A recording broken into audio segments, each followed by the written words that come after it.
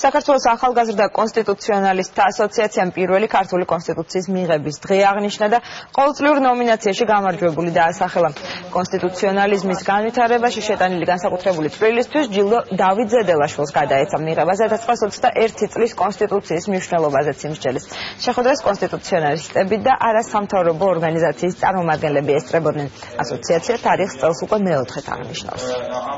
საქართველოს ახალგაზრდა კონსტიტუციონალისტთა ასოციაცია ყოველწლიურად ატარებს 21 თებერვალს აღნიშნულ ღონისძიებას 1921 წლის საქართველოს დემოკრატიული რესპუბლიკის კონსტიტუციის დღეს აღნიშნავთ და ჯილდოვეთ ბატონი დავით ზედელაშვილი სამართლის დოქტორი. რამდენადაც ქართული კონსტიტუციონალიზმი ჯერ კიდევ მიმდინარე და დაუსრულებელი პროექტია ყველასთვის, ვინც აქამდე მიიღო ან იღებს გავს ჯილდოს, ალბათ უნდა იყოს უფრო ახალისება მომენტი წვლილის შესატანად.